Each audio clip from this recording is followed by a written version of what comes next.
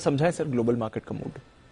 Global markets में बिल्कुल मतलब ऐसा मूड माहौल है कि जैसे पिछले 2 दिनों में कुछ हुआ ही नहीं। हाँ, मतलब आज पूरी दुनिया भर के बाजारों में कहीं भी आप चर्चा देखिए दी और कहीं भी मार्केट की कमेंट्री देखिए, चीन, ताइवान और अमेरिका के बीच में तनाव का जो ट्रायंगल बना था उसका कहीं कोई दूर दूर तक जिक्र नहीं है। नैन्सी पेलोसी पहुंची अमेरिका और लोग भूल गए कि चीन और ताइवान के बीच में कुछ हुआ भी था या होने की तैयारी में भी थी। पिछले 2 दिनों से तो मतलब 3 दिनों से तो ऐसा लग रहा था कि विश्व युद्ध होने की तैयारी में अमेरिका और चीन आपस में लड़ पड़ेंगे और ताइवान के मुद्दे पर वो एक आग लगाने के लिए जो चिंगारी की जरूरत है। और आज देखिए कहीं कोई दूर दूर तक बात नहीं हो रही है और मार्केट उससे आगे बढ़ चुकी है। यही मतलब मार्केट की बड़ी खूबी और खासियत है। और एक्चुअली मुझे लगता है कि पिछले 2 साल में जो लोग मार्केट में नए उतरे हैं उनके लिए ये पिछले 2-3 ट्रेडिंग सेशन बड़े लेसन वाले हैं कि किस तरह से इवेंट रिस्क होती है जो दोनों तरफ खेली जाती है। जिस इवेंट को लेकर इतना डर है और जो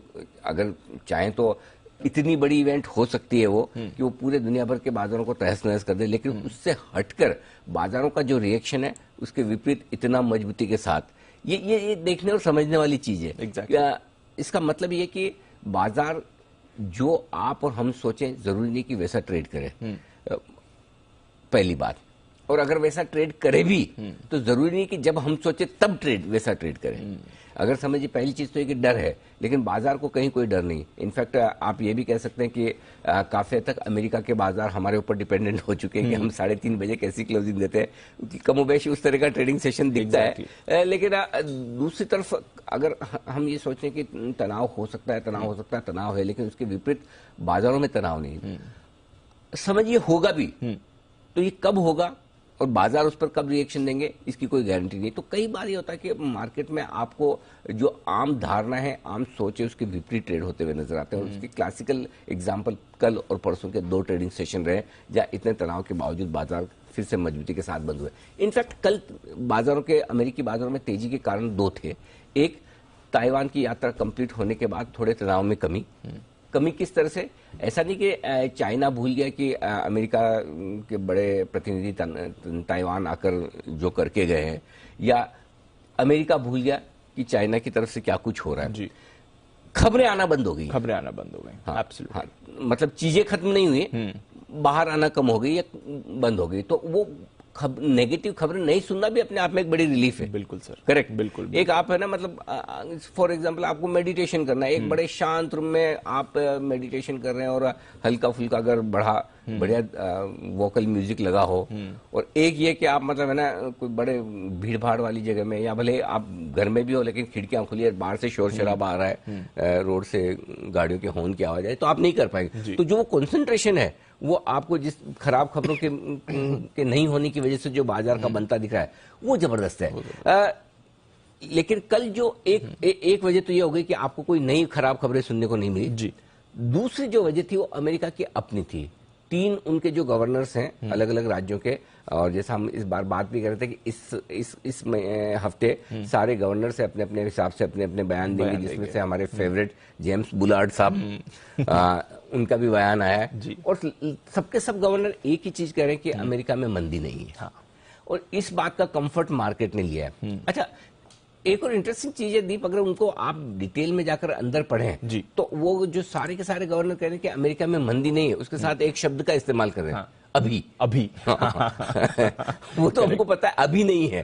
अभी अमेरिका में मंदी की कोई आसार नहीं, लेकिन बाद में है कि नहीं उसको लेकर कहीं ऐसा कॉन्फिडेंटली नहीं कह रहे हैं। और कई सारी चीजें ऐसी है जो बाजार की तेजी में ढक जाती है, जैसे कि उनके स्टेटमेंट में चिंता है कि इन्फ्लेशन अभी भी हमारी बड़ी चिंता बना हुआ है, उसको नीचे लाना जरूरी है, उसके लिए ब्याज दरें और बढ़ाने की जरूरत पड़ेगी।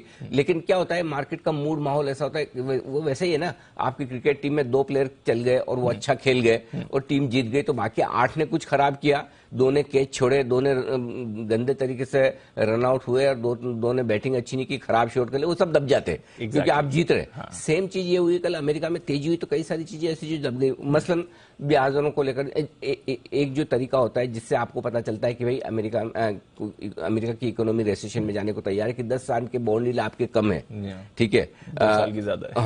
हाँ, और 2 साल की ज्यादा है, और वो भी 22 जो दोनों के बीच में गैप होता है, 10 साल की बॉन्ड यील्ड इस वक्त है 2.7% और 2 साल की है 3%, यानी कि गैप हो गया 0.3%, 30 बेसिस पॉइंट। ये 30 के इनफैक्ट ज्यादा हो गया, तो अब तो 37-38 बेसिस पॉइंट हो गया। ये 22 साल का सबसे ज्यादा बड़ा गैप है, और ये गैप तब होता है जब आपको मंदी के आसार दिखे। तो बॉन्ड मार्केट तो मंदी मानकर चल रहा है जी, इसमें कोई डाउट ही नहीं, लेकिन इक्विटी मार्केट नहीं मान रहे। अब बॉन्ड मार्केट अपने आप को सुधारेंगे या इक्विटी मार्केट मंदी मानना सोचेंगे, ये वक्त बताएगा। लेकिन कई सारे ऐसे विरोधाभास वाली चीजें जो अमेरिका में हो रही है, जो आपको आगे चलते हुए सावधान रखेगी। फिलहाल बाजार मजबूती के मूड में है, रिस्क लेने की ताकत लोगों की बढ़ रही है।